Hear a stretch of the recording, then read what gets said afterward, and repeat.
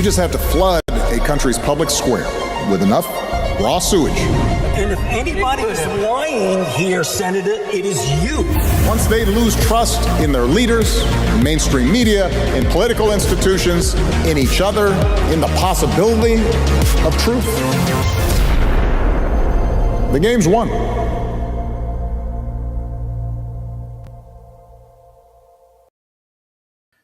With Broken Truth, I am John Davidson. It's another lovely day in Southern California. And today I'm joined by Dr. Nathan Honeycutt and Dr. Lee Jussim. Nathan is a visiting researcher at Rutgers, and Lee is a professor of social psychology. Welcome, gentlemen. Nice to be here. Yes. So I stumbled across you guys just to give a quick rundown to everyone. And you had a paper that you had written called on the connection between bias and censorship in academia. And I found that fascinating because a lot of the world that I live in is in this realm of censorship. You know, there are a lot of people, especially since 2020, that have been, censored, silenced, shamed, humiliated, attacked, deplatformed, demonetized, just demons. I mean, there's just a whole lot of stuff that has gone down that has just astounded me. And a lot of it seems to come from this world of academic research and our schools. And I think what we're experiencing, in my opinion, is an extended effect of what happens when your schools become so propagandized and woke that every single, platform of education, it trickles out into the real world. And now we're living in the consequences of that. Welcome. So can you guys, I guess we should maybe talk about this paper a little bit and what your motivations behind it were. And I think it's a platform for a book, correct? Well, it's a chapter in an edited book on the kinds of issues that you just raised. So we're, the author of the edited book is John Mills. I forget the title of the book. I could probably track it down, but it really is on, and I think the title has this. It's on woke excesses within academia, and there's a variety of entries. And I don't know offhand the nature of the other entries in the book, but it's sort of like an anthology of short stories. If it was fiction, it's like different stories, different papers addressing different issues, as was on the connection between bias, mostly political, but not exclusively political bias in academic, mostly publishing, not exclusively publishing, but mostly academic publishing, and censorship. And that was an idea that's been floating around in certain circles, but I don't know of any paper before this one that has directly drawn a connection between bias and censorship. And so that was the point of the paper, was to draw that line. So what kind of research do you do for a paper like this? Well, both. I mean, Nate's main position is actually with FIRE, the Foundation for Individual Rights and Expression. He's a research scientist there. That's what they do. They do free speech and academic freedom. And this has been an area, both, I probably started doing actual scholarship on political biases within academia 12, 14 years ago. I think my first publications were 2011, 2012 on that topic. But those were on bias. Bias is not the same as censorship. You can have biases in lots of ways. You can even have biases without censorship, probably. I mean, certainly to some extent you can have that. But then as things began to get worse in academia, which I would date to about 2015, more or less is when it began to really escalate. 2020 gave it booster rockets, where what you described, John, people being canceled and censored, and in academia, papers were being retracted. Some people lost jobs, for offending the wrong mob, and so there was. So I've been doing work on that for, 8-9 years or so, drawing that connection between censorship and retractions. And Nate was a grad student in my lab. I don't remember when you started, but it's a long time ago now. And we were simpatico on this point and had other things on this topic over the years. So, you have there's all sorts of, your question was the data. So the data from this are both events, real world events, people being fired for crossing the mob, and there's a number of those. But there's also survey data. There's like tons of survey data. I mean, Nate's dissertation documented the extreme political skew among academia. So actually, Nate, you want to give a little sort of summary of that portion of your dissertation? Sure. Yeah. A lot of my work and then central in my dissertation was studying political bias among university faculty and just the experiences of faculty on campus related to their politics, and consistent and building upon prior work that has just simply sought to figure out what percentage of faculty are liberal, conservative, or something in the middle. I asked a lot of questions about that and just was able to get some helpful and interesting, useful data points showing how, the skew is still heavily to the left, and even increasingly so, even more so. Ask some questions beyond the typical, are you very liberal, very conservative, kind of 1 to 7 scale, asking how well do you identify with being a Marxist or a socialist or a radical or a political activist?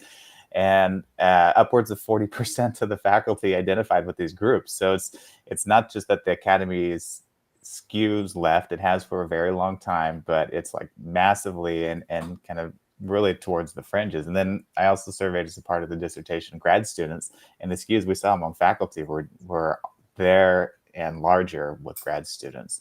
So it's that's what's coming down the pike if the trends continue as is. What I feel like has happened is that a lot of this has gone on in secret almost. I mean, if you're in the school systems, you see it everywhere you go. It is the absolute normal process of just existing in the school system. Almost, I don't even really know any university, even ones that you would think would be rather conservative. Mm-hmm. And I don't even know if conservative is the right term. Balanced? I don't know. But, I think just on that real quick, when it comes to the breakdown of faculty, there really aren't schools that are conservative. You would maybe have a Hillsdale and some religious colleges, but for the most part, just as other surveys of faculty and students that we've done, even very few schools are even balanced or close to balance. Yeah. And that's I guess that's a byproduct of, what do you think that comes from? Oh, that's a very, very tough question, actually. No one knows. No one really knows. I could speculate the concept of, being open to new ideas, which is, I would say, is part of the college experience. But so there's some truth to that. And there are small left-right differences in openness to new ideas. But those differences can't possibly explain. The skew, especially at the elite schools, just the basic left-right school, is on the order of 80 to 90% on the left. Then a smattering of centrists and smaller smattering of people, and not even conservative, just right of center at all. Right. And that number is usually in the single digits, often at the most elite schools in the especially in the social science and humanities departments, which deal with, except for climate change, which is politicized, the humanities and social sciences often deal with fundamentally political and politicized topics. And the skew there is often infinity, in the sense that, if you do a ratio, right, you can't do a ratio if the number of people right of center is 0. and there's just a number of places where the anthropology or sociology or philosophy is all people on the left, especially, Harvard and Yale and Stanford and places like that. So it's all or almost all on the left. But then what Nate's dissertation found, that 40% figure, was jaw-dropping. It was just, and this is self-identity. This is not us, imputing. This is what they said about themselves. And, just for your listeners, America has extremes. There are people on the extreme right and left, but they're ballpark high single digits, 6%, 8%, and maybe 10% on some topics, not 40%. The 40% of people on the far left in academia is just an insane number. It's just an insane number. And so, and then you have, you put that in context where 80 to 90% are on the left somewhere.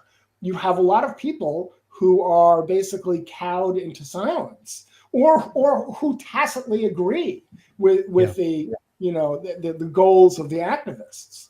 So now your original question is, why is it that way? Why?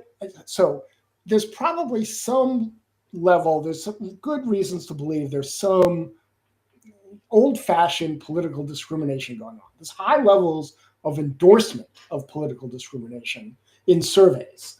But that's different than, do they actually discriminate when the rubber hits the road, when they're faced with hiring a candidate? And I think, I don't know what you think about this. I think the main problem, Nate, is self-selection. That the biggest thing driving the skew is that people on the left select into academia at staggering rates, which creates an issue of how to create a pipeline of people not on the left. And that's people are working on it. The people within academia are working on that. I'm working with some of them now, but that's a hard nut to crack.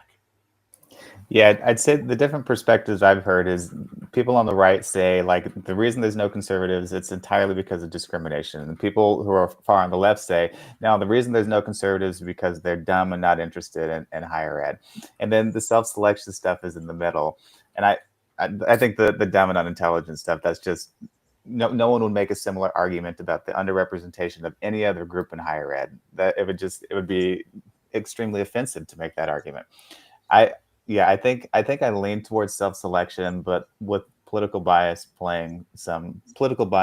discrimination playing some role. And kind of the dream study that I'd love to do someday would be a pipeline study, like recruiting kids coming into college or maybe in high school before they even apply to college, massive sample, and track them for like 15 years to see like what are their interests and where do they go, and like what is driving the movement of conservatives to not go into higher ed, and for liberals to tend to go that direction. And I mean, there is a chicken and the egg problem also, because once academia became heavily left skewed, probably that it's been left skewed for a very long time, predates the 60s, but it began to accelerate in the 60s.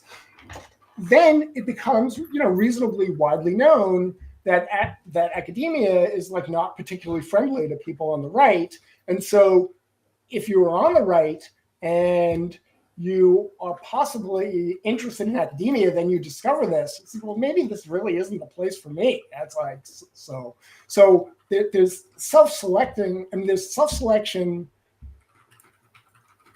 I think of pure self-selection as in a perfectly, open world. Would there still be some left-right difference in selection into academia? And maybe there would, but it wouldn't be this gigantic.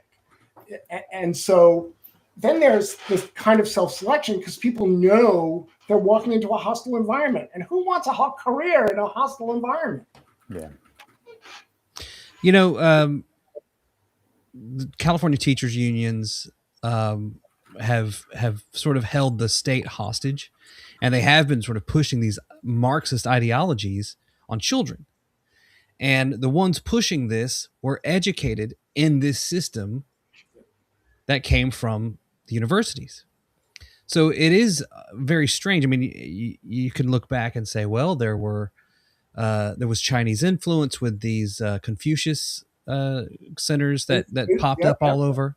China definitely pushed that out. Harvard, right, is the number one destination for Chinese Communist Party's members' children, I believe, if I remember that correctly.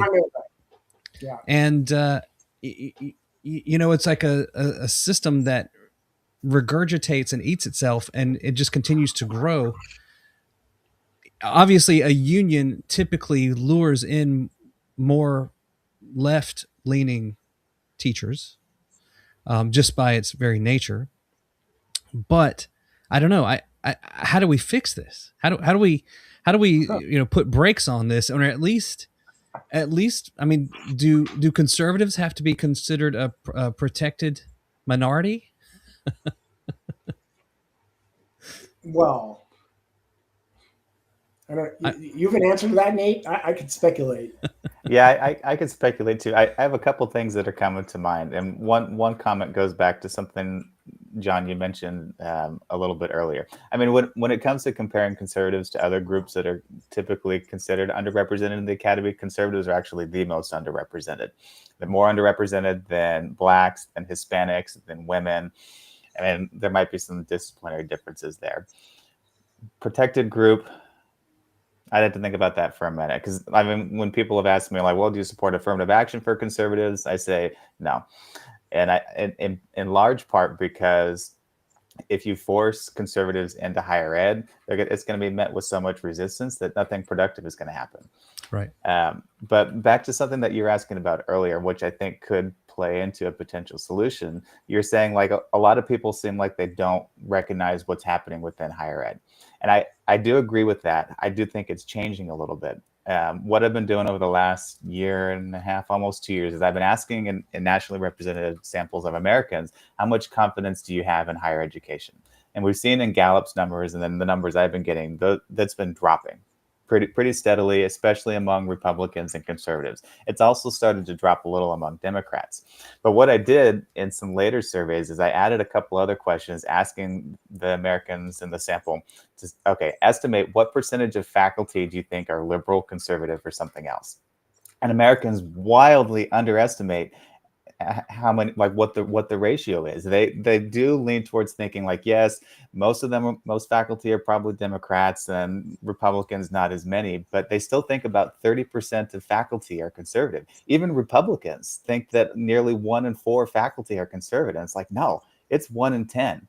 And then what I did after that is I asked another follow-up question, and I told them what the actual ratios are. Like, here's what the actual numbers are. And the numbers were a little old, but still pointing towards that. Now, given this info, how much confidence do you have in higher ed? And when people had the accurate information, confidence dropped. Democrats, not so much, but Republicans, independents, it dropped even further. So I think more people are waking up to what's going on in higher ed, which is why the confidence is slipping and leading some institutions to try to do something. But as more people become aware of it, I think that pressure will continue to mount. We're entering an era of violence, which is obviously very concerning, considering what happened to Charlie Kirk and the threats against other people that just seem to go out there. Are the universities encouraging this kind of rhetoric? And maybe by universities, I should say, are some of the members of the universities, the staff, the professors, are there consequences when this rhetoric is used for students and staff? Well, so we actually just completed with NCRI. This is a group I work with. They're a freestanding research institute that studies really threats to the society, and the report hasn't been issued yet. But we asked how much people think if Mamdani, the newly elected mayor of New York, was assassinated, how justified would that be? The question is how justified or unjustified. And about half of people who self-identified on the left said it would be at least somewhat justified. Then we asked the same, people on the right. I'm sorry, there was people, about half the people on the right said yes, that assassinating Mamdani would be at least somewhat justified. We asked the same question about Trump, and it was about 70% of people on the left said that it would be at least somewhat justified. So the endorsement. So this isn't academics, which is really what your question. Your question was how much of academics played into this. But first, I just wanted to put that out there, that the levels of support for political murder are staggering. Now people aren't, the 50 and 70% numbers aren't people scoring at the top of the scale. Where at the top of the scale, it's completely justified. The bottom of the scale, it's completely unjustified. Then it's like slightly justified and somewhat justified. And those numbers are anything other than completely unjustified. And so it includes people at the low, but not completely unjustified. Just to be clear about that. Okay. So these are very disturbingly high numbers of the endorsement of political assassination. So your question was, how much has academia played into that? And, I don't think I certainly don't have direct evidence on that, but there's enough, there are enough events where academics engage in this really brutally demonizing rhetoric. Usually it's about people on the right because, that's academia is overwhelmingly left and the people they despise are on the right. And that rhetoric often gets a lot of play. And so my guess is academia as an institution has generally contributed something to that political atmosphere, political zeitgeist, culture of sort of some degree of support for political violence. So, but I can't draw an empirical line. It's not like we have survey data that shows that academic pronouncements about Trump's supposed fascism predicts in surveys American support for political violence. I mean, I can't do a direct line there. Do you feel like part of what we're dealing with is almost mass narcissism? An inability to talk? Say that. There is good evidence for correlation between psychopathy, narcissism, and Machiavellianism with left-wing extremism. So this is called the dark triad in personality. These are these sort of, people with personality traits, beliefs, and attitudes justifying the manipulation, exploitation, and sort of abuse of other people in order to get what they want. So that is associated with left-wing extremism. So it's actually a pretty insightful question. So the answer is kind of yes, actually. One of the things that I touch on in my documentary, Epidemic of Fraud, was that for the last 20 to 30 years, children and all citizens really have been bombarded with opiates, amphetamines, and SSRIs, and we're now, with amphetamines, it can decrease empathy. Correct? Is that you guys? You're now outside my area of expertise. Okay, so I can't really address any of that. So you're chemically changing the brains of people nationwide, and I wonder if probably or possibly that's this experience that we're having is a fallout from that. More information is coming out at HHS about studies that were kind of overlooked, things that were pushed aside. So I find this very interesting. The concept of liberalism, Marxism, leftism, whatever, is based on, everyone shares the wealth and whatnot, right? To whom who is the most need or whatever. However, when you pull back the mask a little bit, you see money often is a motivator. financial support from China comes into play at Harvard. You know, maybe I wonder if the liberalism comes from the fact that liberals tend to fund academics more than conservatives.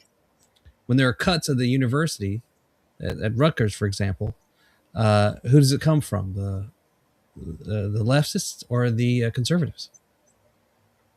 Well, the last part of that is complicated. I mean, cuts to the university is the university budgets. Often it's Democratic administrations, kind of putting the lid on for budgetary reasons and all this sort of. So that I think that part is a little more complicated.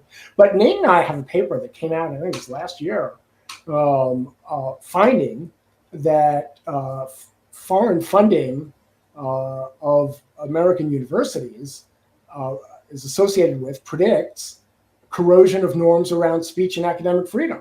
So, Nate's at FIRE.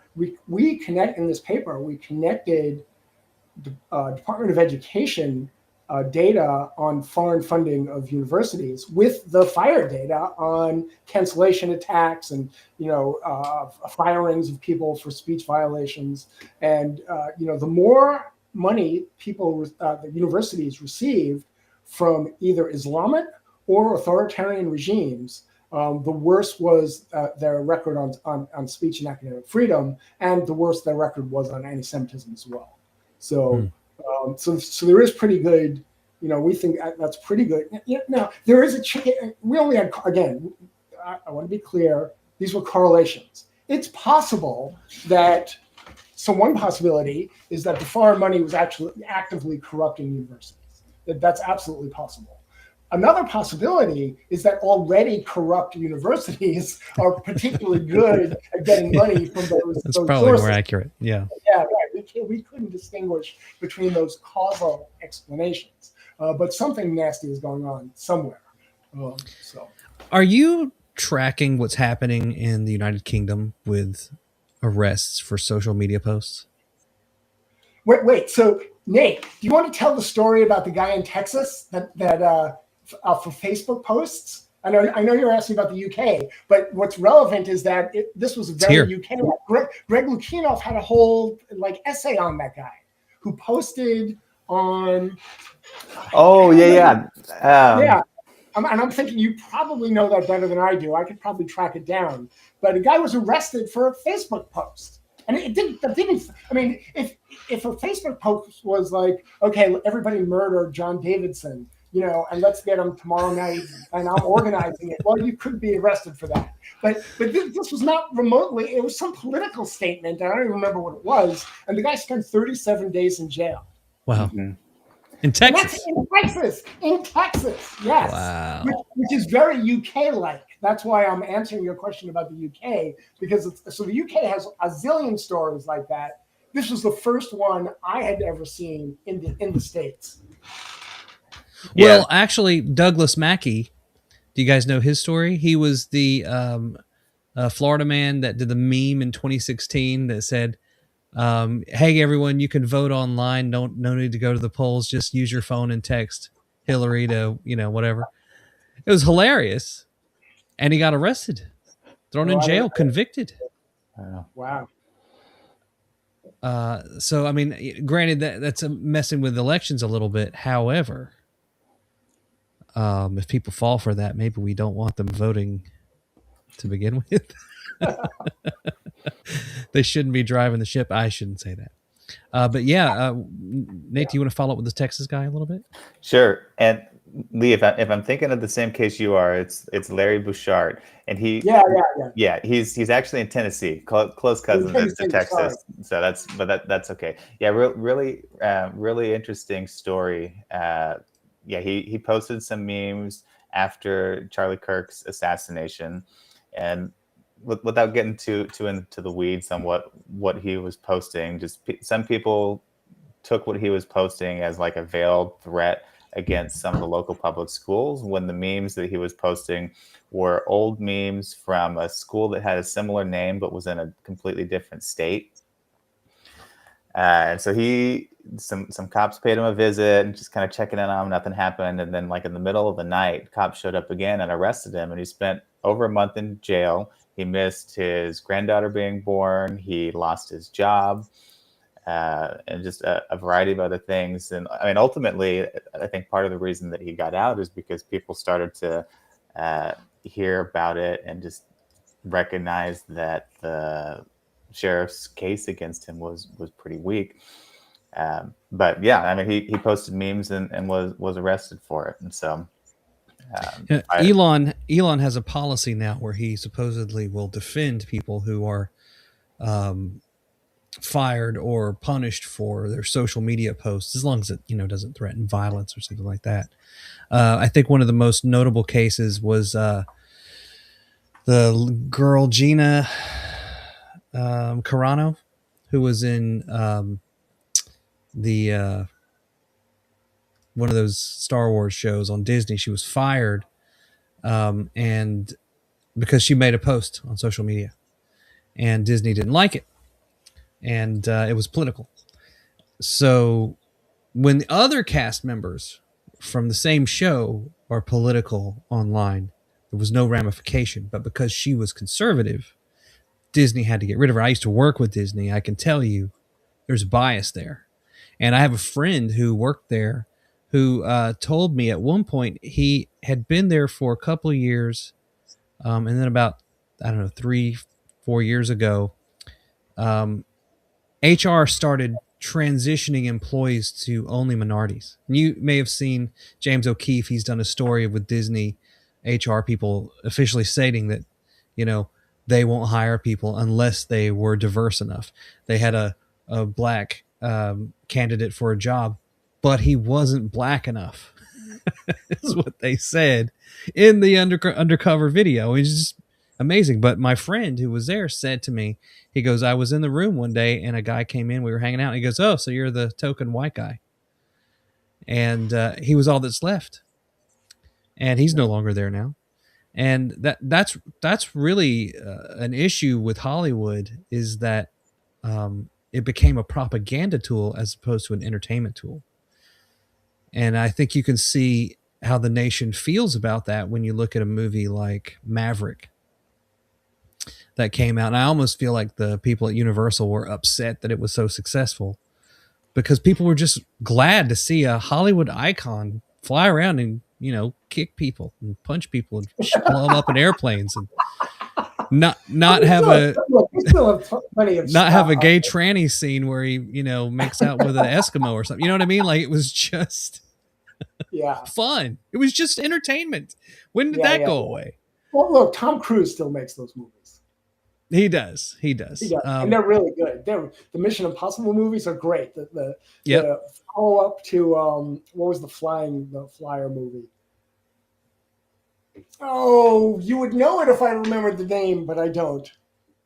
You mean Top Gun? Top Gun, yeah, Top Gun 2. That was Maverick. It was way better than the original. Yeah, that was Maverick. Yeah, it was a great movie.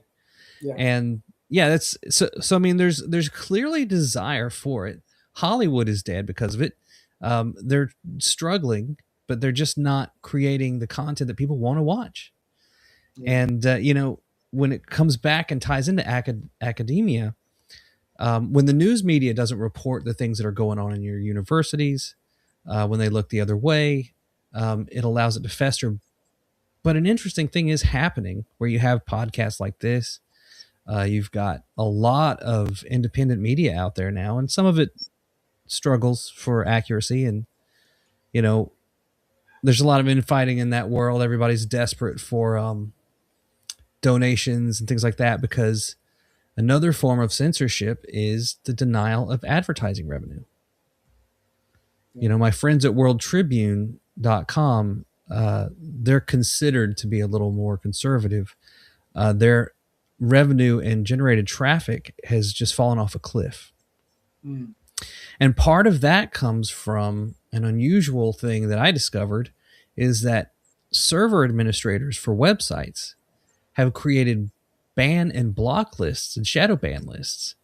And they share these lists so that if they don't like a conservative website, they'll call it misinformation or pseudoscience or whatever, put it on one of these lists, and your views just vanish. Yeah. And, this is this is a side effect, I think, of academia breeding this into other areas like computer technology, computer science majors. They now are becoming more conservative. And you would think that would be sort of a non-political area, but because the entirety of academia is almost all left, it's now brainwashing these guys. And now they're going out into their server farms and they're saying, oh, well, I'm going to do the right thing. I'm going to ban these people because it's good for the country. And they get their little dopamine hit from whatever they think they just did. And they're just all a bunch of junkies.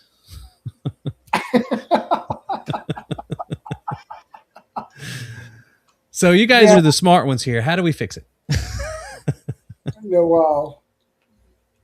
So Nate's organization sponsored first a podcast that eventually became a book by a guy named Jacob Mishingawa. I'm not quite sure how to pronounce his name. Called The History of Free Speech from Socrates to Social Media. The podcast is amazing, and the book is really, really good also. And the reason I'm bringing it up is the fight for free speech and freedom in general and academic freedom is eternal. It's eternal. The support for it kind of ebbs and flows historically. And I would say for most of my adult life, I took it for granted, that free speech was that everybody agrees that this is valuable and important, or almost everybody. And in the last, 15, 20 years, I have changed my view. And I think the society changed. I think it became less free, actually.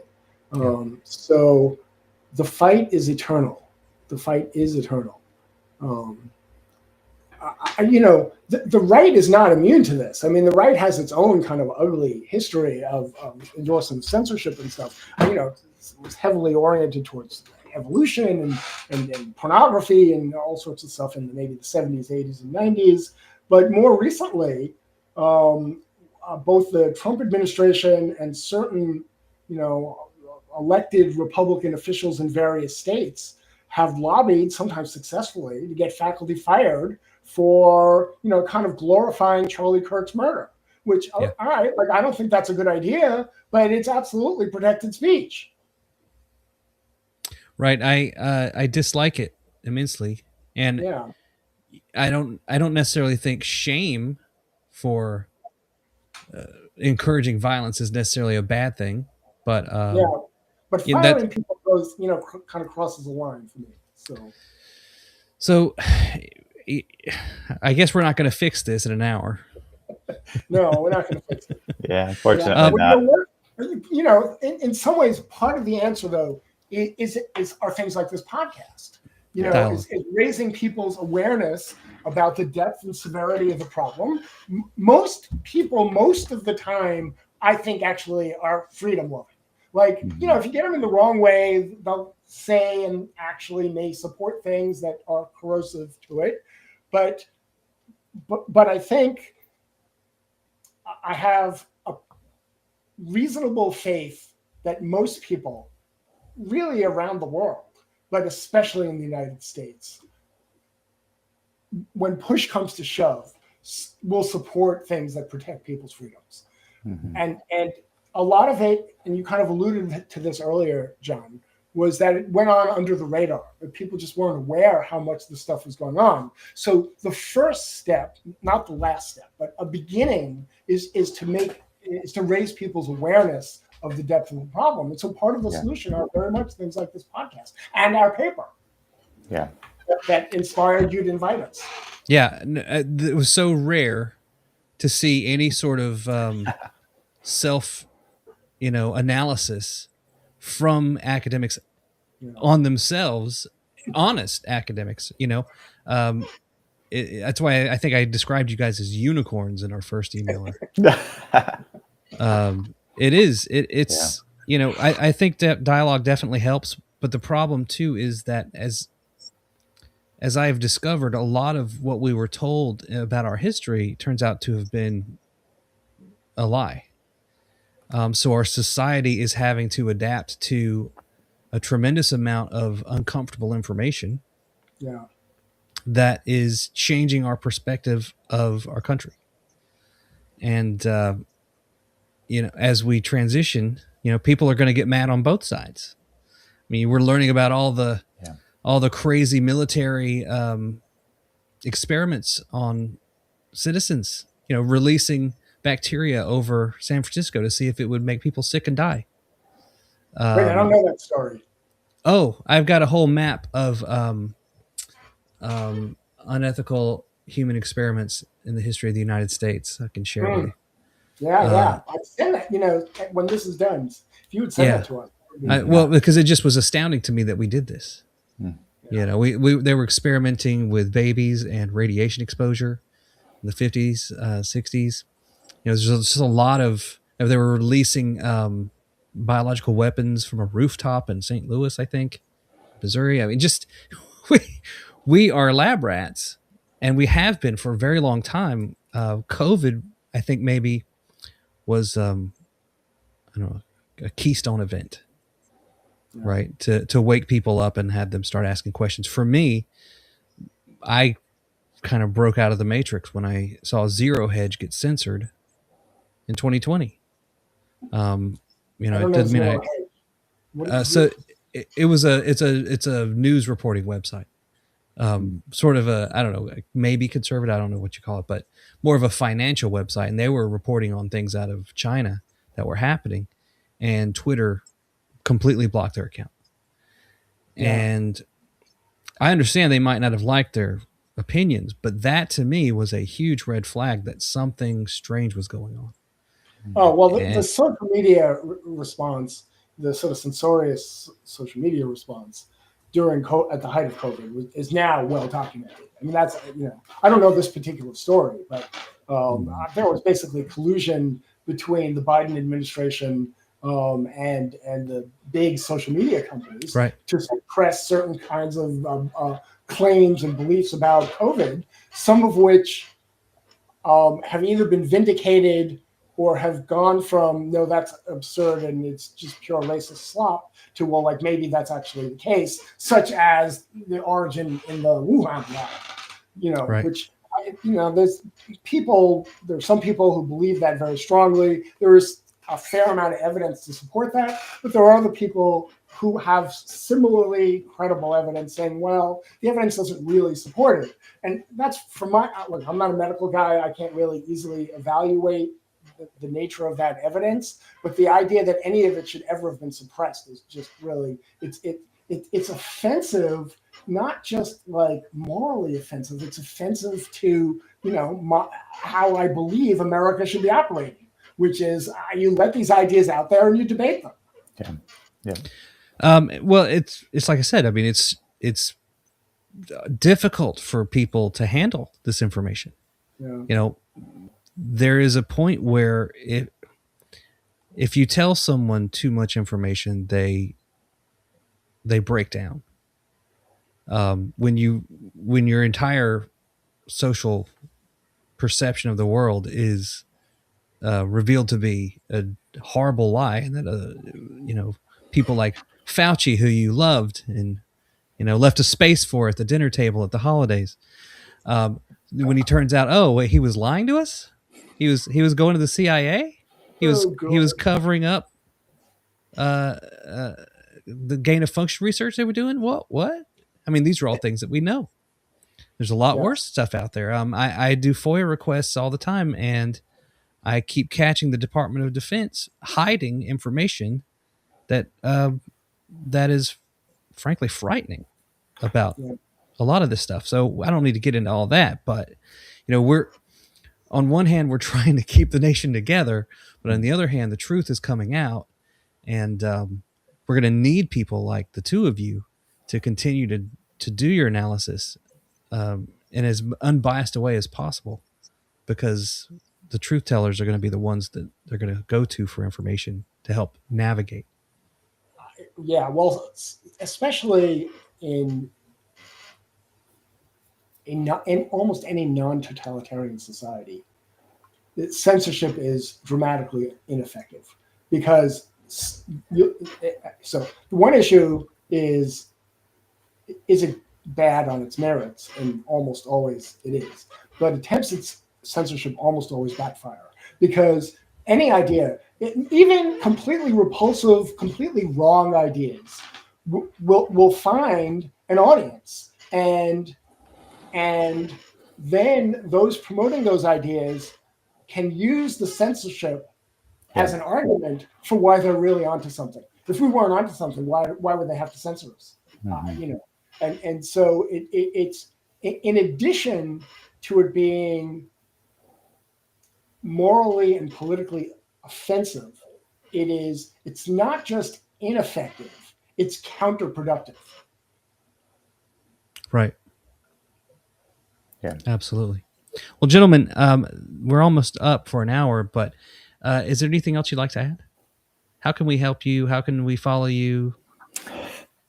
What do you need? Well, I'm on Twitter, and I also have a very active Substack. The Substack is called Unsafe Science because I deal with this kind of stuff all the time.